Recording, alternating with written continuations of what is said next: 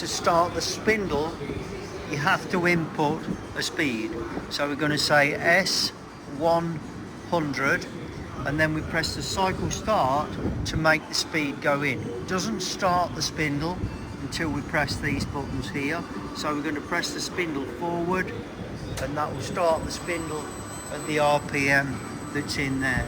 I can stop the spindle there, and I can reverse the spindle.